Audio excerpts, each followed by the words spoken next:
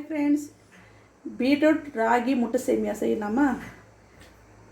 ஒரு கிளாஸ் அளவு beetroot juice எடுத்துக்கலாம்.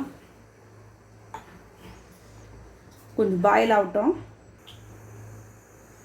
சால்ட் 1 டீஸ்பூன் போட்டுக்கலாம்.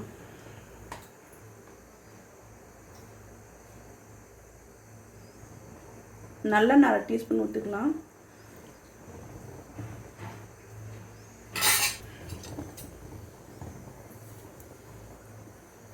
இப்போ ராகி மாவு 1 டம்ளரு போட்டுக்கலாம்.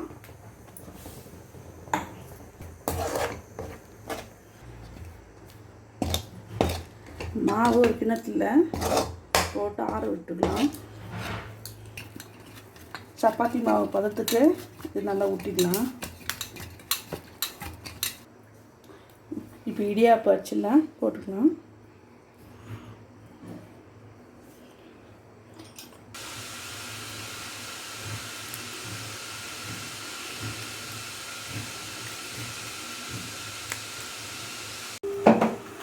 இது இட்லி பானையில் வேக வச்சு எடுத்துக்கலாம். இடியாப்பம் வந்துச்சு, எடுத்து தட்டில் மாற்றிக்கலாம்.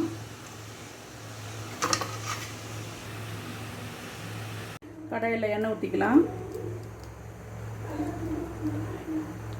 எண்ணெய் காஞ்சிச்சு. 2 வெங்காயம், புதினா கொஞ்சம், ஒரு கைப்பிடி, ஒரு பச்சை மிளகாய் நல்லா விதைக்கலாம்.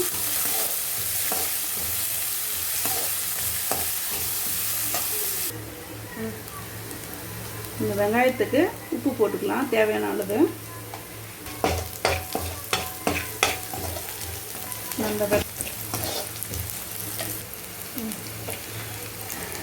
2 முட்டை ஊற்றிக்கலாம்.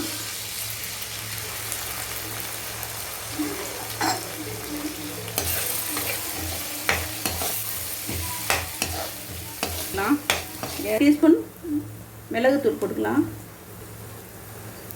டீஸ்பூன் கரம் மசாலா போட்டுக்கலாம். நல்லா விதைக்கலாம்.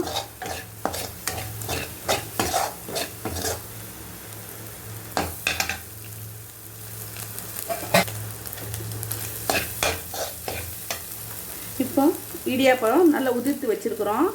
ராகி இடியாப்பம், பீட்ரூட் கலந்த ராகி இடியாப்பம் இது போட்டுக்கலாம். இது மாதிரி செஞ்சு கொடுத்தா சின்ன பசங்களுக்கு பெரியவங்க வரைக்கும் சாப்பிடுவாங்க. இது புதுவிதமான ராகி பீட்ரூட் இடியாப்பம். நம்ம வீட்டில் செஞ்சு பாருங்கள் ஃப்ரெண்ட்ஸ்.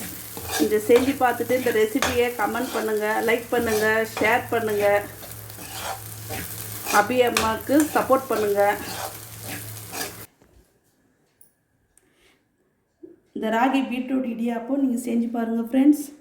நல்லா சூப்பராக இருக்கும், டேஸ்ட்டாகவும் இருக்கும், ஹெல்த்தியாக இருந்து கூட